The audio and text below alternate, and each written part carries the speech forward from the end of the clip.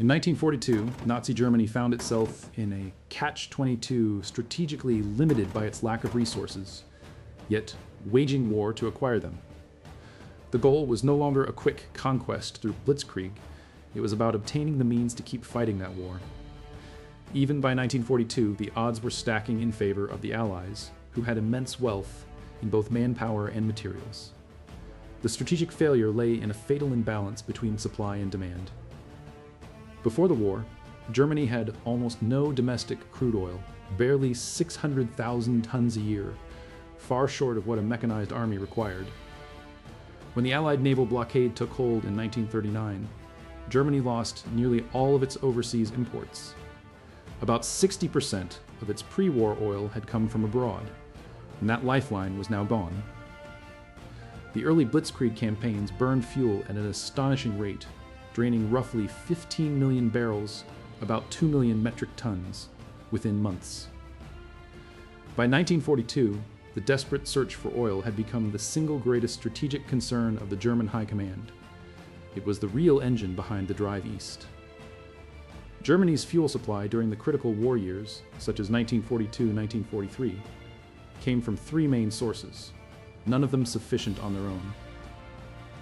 Synthetic fuel from coal liquefaction plants formed the vast majority of the total supply, often accounting for between 2/3 and 3/4 of all available petroleum products. This source was Germany's lifeline and supplied up to 90% of all aviation gasoline for the Luftwaffe. Romania served as a critical yet vulnerable supply line. The Ploiești oil fields contributed a significant portion of the remainder, equivalent to roughly 1/4 of the total supply, ensuring access to natural crude oil. Domestic and annexed fields accounted for the rest, less than 10% of the total, and were primarily reserved for lubricants and low-grade fuels. Cumulatively, this provided a total supply that always fell significantly short of military demands. While the military requirement far outstripped the total available supply, a minimal yet essential portion of the fuel was allocated to the railways and key industries. As much as 3/4 of the Army's available fuel was consumed on the Eastern Front alone, and the Luftwaffe consumed another large share, mostly synthetic gasoline. The result was a constant and severe fuel shortage that ensured the Wehrmacht could never fully meet its own strategic requirements. The consequences were crippling: restricted mobility, rationed operations, and collapsing pilot training. By 1944, Luftwaffe training hours had fallen to less than half their 1939 level. In short, Germany was fighting an industrial war with a pre-industrial fuel base. The only way to win a long war against the Allies was conquest.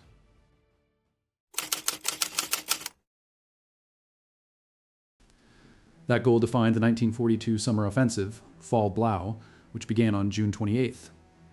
Its ultimate goal was to capture the Caucasus oil fields, Maykup, Grozny, and the great prize of Baku. Early success was spectacular. German forces crossed the Don and took Rostov-on-Don on July 23rd, the gateway to the Caucasus. Convinced the Red Army was collapsing, Hitler made a fateful error. He split Army Group South. Army Group A was sent south toward the oil in Operation Edelweiss. Army Group B was diverted east toward Stalingrad. That decision would doom both campaigns. Army Group A advanced rapidly and captured Maykup on August 9, 1942. But Soviet engineers had executed a scorched earth plan, wells plugged, derricks destroyed, and storage tanks aflame. German engineers estimated it would take at least a year to restart production. Still chasing oil, German forces pushed deeper into the mountains toward Grozny and Baku, while to the north, the 6th Army became trapped in Stalingrad. The twin campaigns would consume each other. FallBlau's early victories were breathtaking. Rostov fell. The Wehrmacht surged south. Yet success turned hollow. German mountain troops climbed Mount Elbrus, Europe's highest peak, and planted the Nazi flag. It made for a stunning photograph, but was militarily meaningless. By September, the advance reached the Terek River, only 50 kilometers short of Grozny. There, the offensive ground to a halt. The Germans never crossed in force, never reached Grozny, and never saw the Caspian. When the smoke cleared, they held land and glory shots, but no oil. Their supply lines were overstretched, their logistics collapsing. The dream of fueling victory from the Caucasus died in the mountains.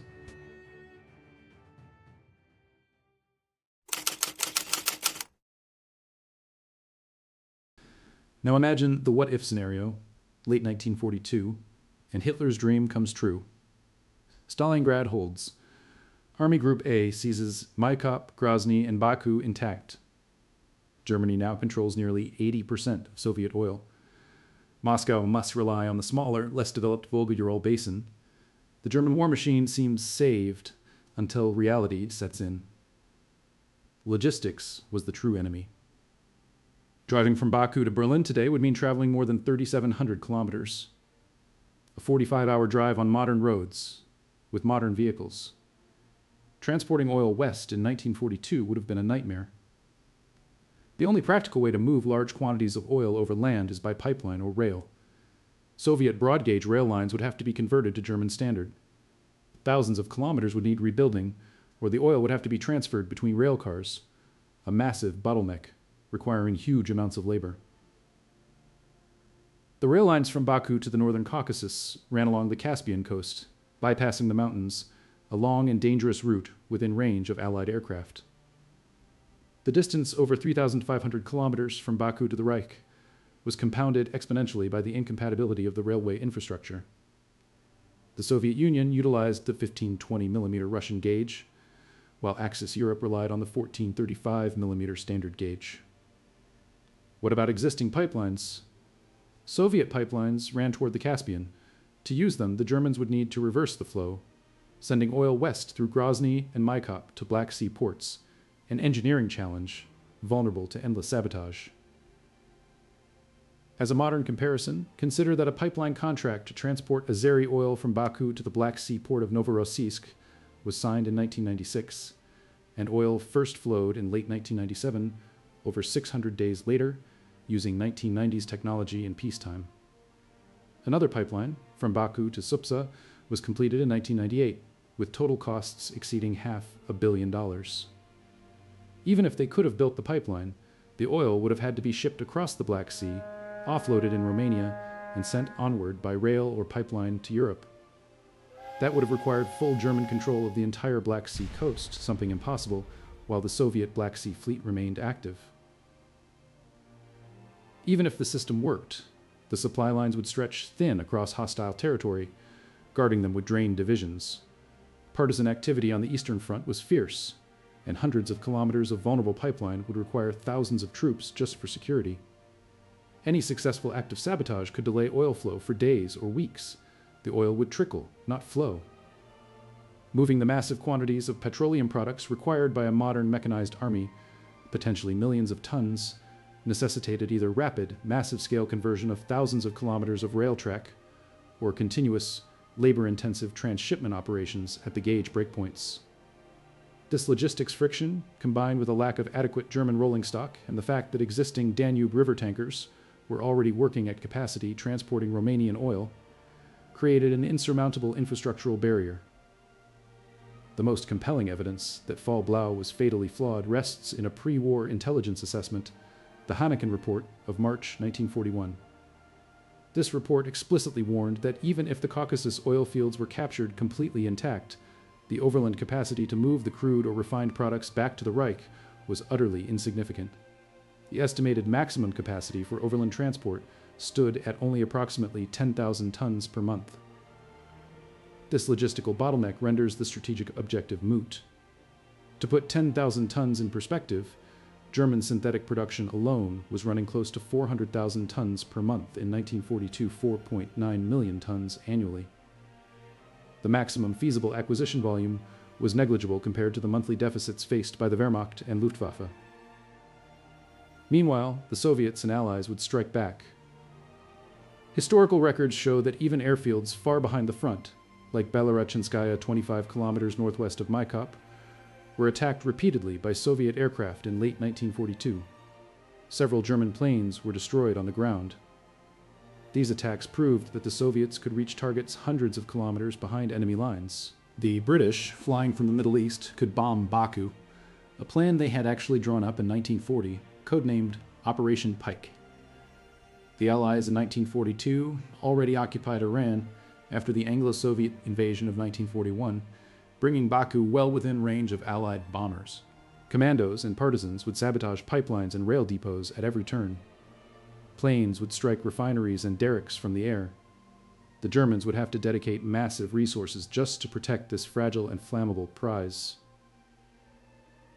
Had the Germans succeeded in capturing the Caucasus, Allied strategic priorities would have shifted dramatically. The defense of Moscow would have become a secondary concern, while the recovery of the region's vital oil fields would take precedence. The Red Army would likely have concentrated its forces in the south for a major counteroffensive, as partisan resistance worked to exhaust the occupying forces. In this alternate history, Germany might delay defeat, but at the cost of endless attrition. The Caucasus would become a graveyard of logistics, not a fountain of victory.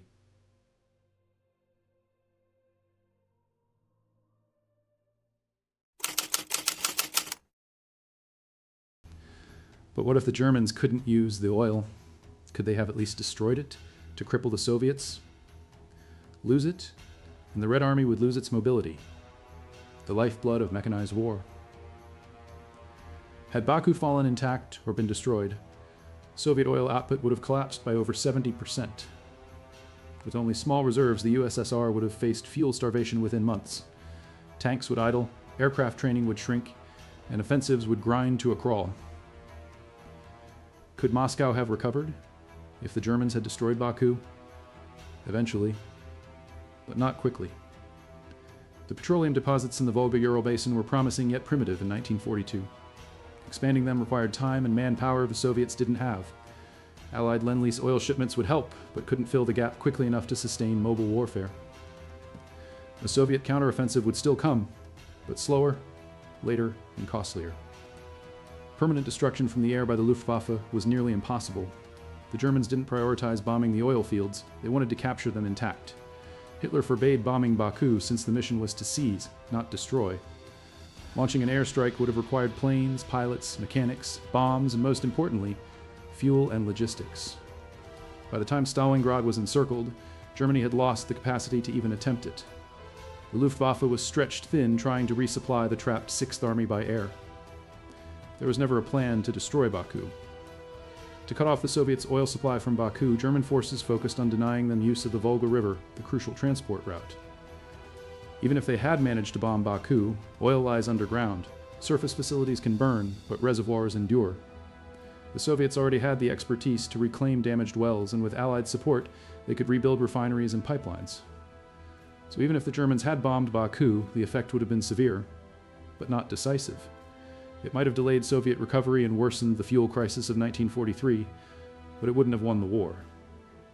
In the end, oil defined the war's tempo. Germany's reach for it doomed their army in the east, the Soviet Union's survival of it powered their final triumph. The Caucasus campaign wasn't just a battle for territory, it was a struggle for the energy that decided the modern world. All this unfolded while the threat of Allied invasion loomed in both the south and the west. 1942 marked the peak of German success. U-boats wreaked havoc in the Atlantic, Rommel was racing across North Africa, and the German army was deep inside the Soviet Union. What could have happened will always be a topic of speculation.